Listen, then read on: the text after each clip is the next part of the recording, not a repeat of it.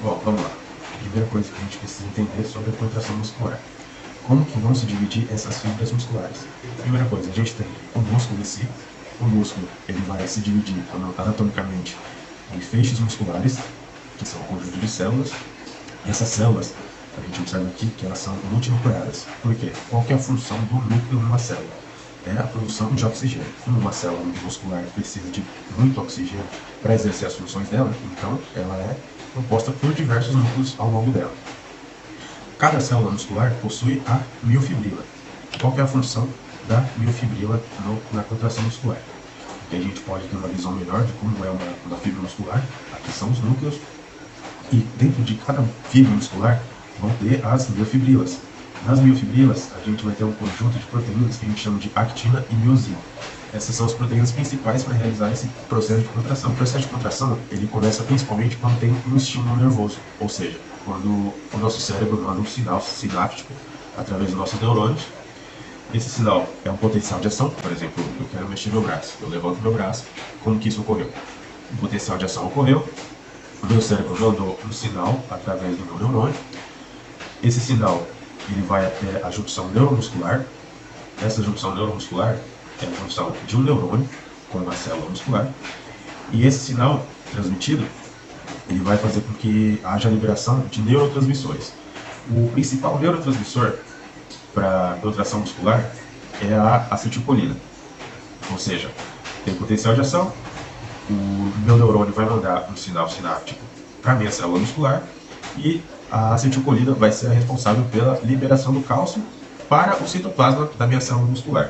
Qual que vai ser a função do cálcio? Primeiro, antes disso, a gente tem que entender que entre a actina e a miosina vai ter uma camada que a gente chama de complexo troponina-tropomiosina.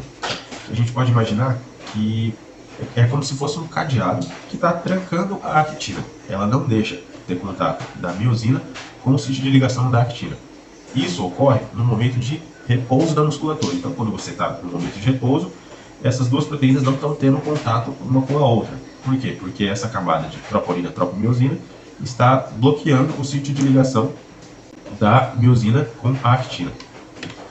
E é aí que vai entrar o papel do cálcio. A gente entende que o cálcio ele é liberado quando tem esse potencial de ação e a acetilcolina libera ele através da sinapse para o citoplasma da célula muscular, através dos túbulos T. Os túbulos T eles são a passagem desse neurotransmissor para dentro da célula do músculo.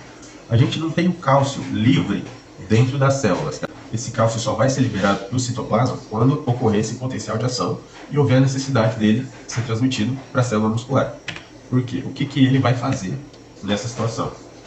Ele vai ser o responsável por se ligar à troponina e fazer com que ela libere o sítio de ligação para a actina se ligar na miosina e ocorrer o encurtamento do sarcômero.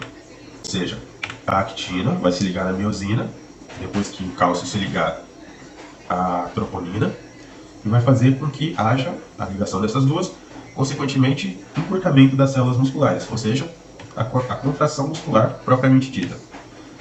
Como tudo no corpo usa o ATP para fazer com que ocorra cada movimento, aqui nesse caso não é diferente. O ATP é utilizado como moeda de troca.